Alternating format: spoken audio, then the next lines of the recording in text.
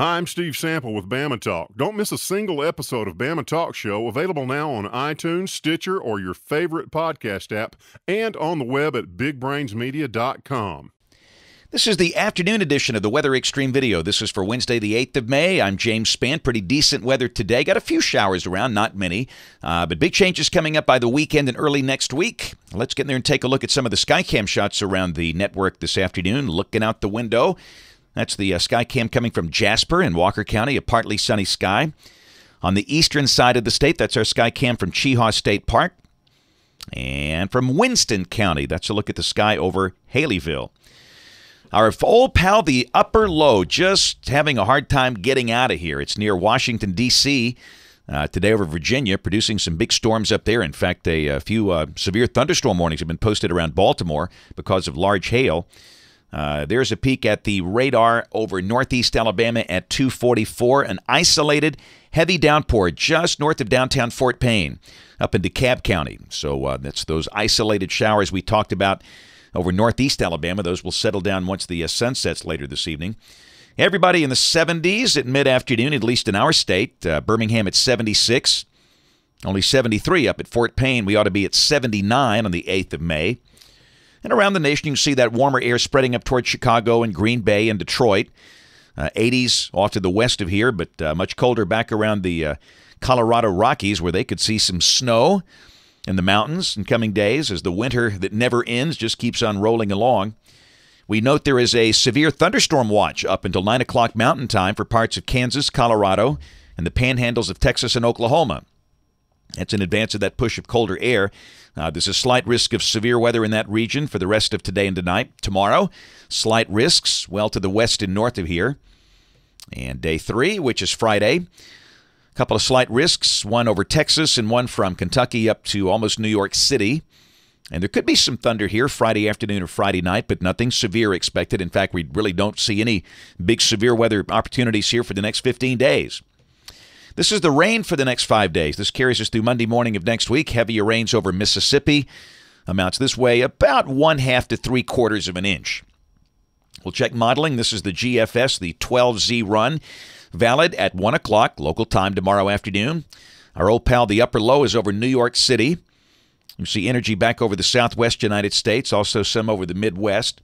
But we got ridging here, so should be a pretty nice day. Lots of sun with highs up in the mid-80s. The GFS is showing 85 tomorrow. There's the high-resolution NAM, valid at 5 o'clock local time tomorrow, showing nothing here. We'll just call it mostly sunny. We do note that big, massive storms around the Arklatex. Keep an eye on that. Friday, at the upper system near El Paso, some energy over the Great Lakes, and down below that, rain gets closer in advance of a cold front. And let's take a look at the higher resolution NAM. This is valid 4 o'clock local time Friday afternoon, showing showers in here. So we'll mention a chance of showers Friday, especially Friday afternoon and Friday night. Maybe some thunder. Then Saturday, as we start the weekend, the cold front pushes in from the north. That'll mean, showers around, maybe some thunder. But again, we stress no severe weather, and we stress it's not going to rain all day. But again, it could rain at any time during the day, Saturday or Saturday evening. So if you got something planned outdoors, just be aware, rain a very real possibility. In fact, it's likely at times.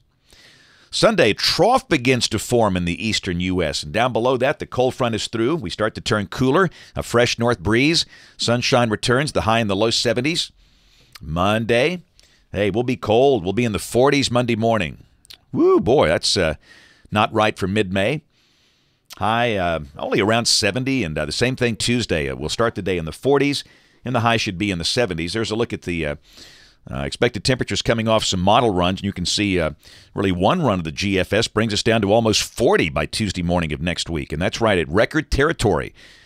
And you have to figure some of the normally colder pockets could see upper 30s maybe by Tuesday morning of next week. So fair warning, I don't think it'll be a widespread frost or anything like that. We've never had really widespread frost this late in the season. This is uncharted territory here. But after Tuesday morning, we'll start to warm up. There's Wednesday. Should be a sunny day, and again, the high should be maybe around 80 as we start to warm up. All right, 4 days later, this is Sunday, May 19th. This is showing evidence of a rain event. And the end of the forecast looks dry and warm on May 24th. And as we talked about in recent weeks, no sign of any big, organized, severe weather events for the next 2 weeks. And that's a good thing. That's it for the Weather Xtreme video today. We'll have notes in the blog. Next video here by 7 o'clock tomorrow morning. And don't forget to watch us on ABC 3340 News on the live stream or the television side this evening if you can at 4, 5, 6, and 10. Thanks for watching. Have a great evening, and God bless. Be sure to catch the next episode of Just Talking It Up on iTunes, Stitcher, your favorite podcast app, or on the web at bigbrainsmedia.com. Hey, you forgot our names. No. You did. You forgot our names. Don't be silly. I'm Janet, you're Crash, see? She's just like a goose. She wakes up in a new world every day.